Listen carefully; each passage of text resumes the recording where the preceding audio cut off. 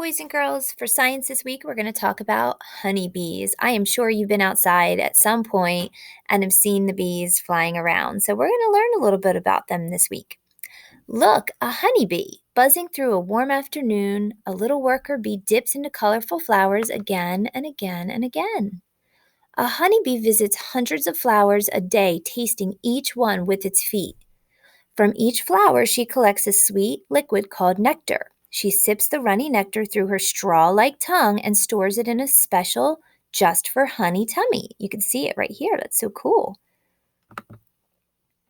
Flower pollen dusts the bee like fluffy golden snow. You can see all this is pollen on the bee.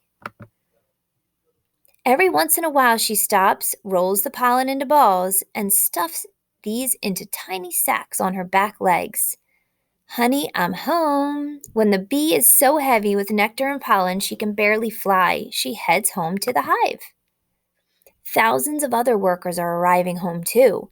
Inside the hive, whoops, I'm so sorry about that. Let me go back. Inside the hive, the air hums with excitement. Bees bustle to and fro. The whole colony works together for its queen. As long as she is safe and healthy, so is the hive. Worker bees bring her food and carry out her waste.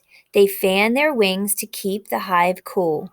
One of the most important jobs in the hive is caring for the queen's many eggs. Through spring and summer, she lays up to 2,000 eggs per day. She wiggles her abdomen down into a honeycomb and drops each egg into its own six-walled cell. An eggshell melts away, and hello, larva. The chubby baby looks nothing like a bee yet. There it is right there. For 3 days, the larva is fed a milky mush called royal jelly, and then it is switched to a honey pollen mixture called bee bread. Each larvae weaves a cocoon inside its body, keeps it growing and changing. So here's the larvae right here. Crawl.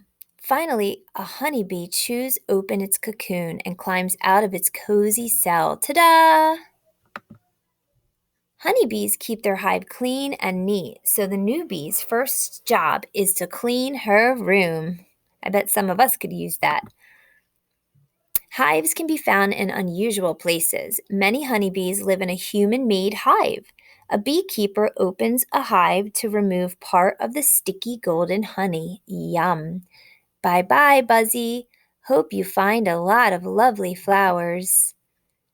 Busy as a bee, there is plenty of work to do in a honeybee hive. Every worker does each of these jobs in order, moving from one to the next every few days during her 6 weeks of life.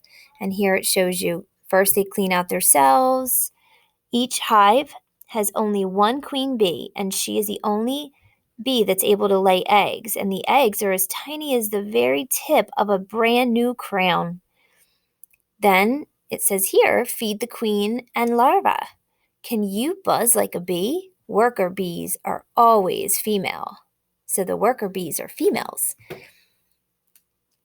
More honey, please. Bees make honey from flower nectar.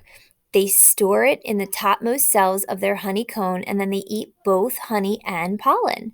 There's a lot of really cool facts about bees. In one day, a worker bee brings home enough nectar to make only a tiny bit of honey, but a hive might have 50,000 or more bees. Working together, they can make as much as 2 pounds of honey per day. That's enough honey to fill 2 canning jars. That's a lot of honey. The bee is the key. When bees fly from flower to flower, tiny grains of pollen stick to their feet. Then it gets dropped off on another flower. That's called pollination, and it helps flowers make more flowers. Bees pollinate many food crops too. So next time you eat an apple, you should thank a bee. I hope you enjoyed this, and I hope you learned a little bit about bees. Check out the videos that we send you, and have a great day.